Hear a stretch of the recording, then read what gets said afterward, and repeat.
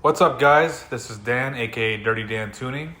I want to go ahead and show you guys what I've been working on. So since I'm waiting for my show car to come back from the paint shop, I wanted to work on my drift car and document the process. My good friend Bryan offered to help me get the drift car running, and in return I offered to help him build his drift car at my shop. Unfortunately, I need my show car back to swap some parts over to the drift car, like the ECU, rear adjustable control arms, and the clutch pedal. So for now, we will be working on Bryan's just to get a jump start since his car needs the most work. In this video, we will be removing the old factory rear subframe in order to install his refreshed solid bushing subframe along with adjustable control arms. A solid bushing subframe improves responsiveness and precision. The adjustable control arms help dial in the proper alignment to initiate and sustain a drift.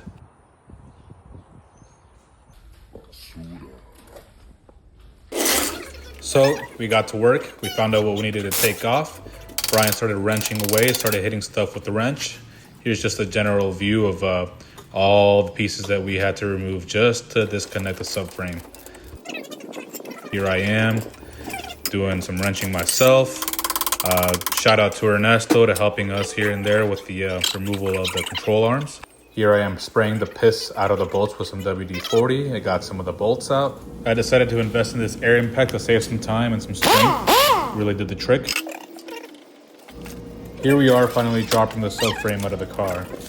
Bryan didn't want to take off his diff because he's putting in a manual welded diff anyways, so there's no point in taking it out.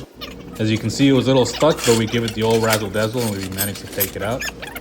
It's a little tricky removing the subframe and installing it with the axle still installed to the knuckles, but we managed to get it in.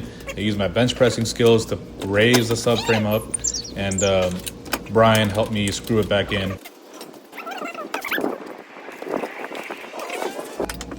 We got all 4 nuts onto each corner of the subframe, and then we began installing the camber arms, the trailing arms, and the toe arms.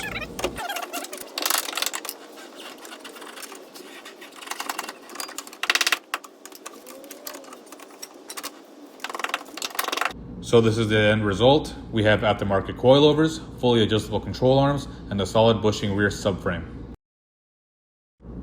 Now Bryan is missing some hardware here, but it's no biggie. We have it all mocked up. As soon as we get the hardware, we'll get it all tightened up. But for the most part, there it is.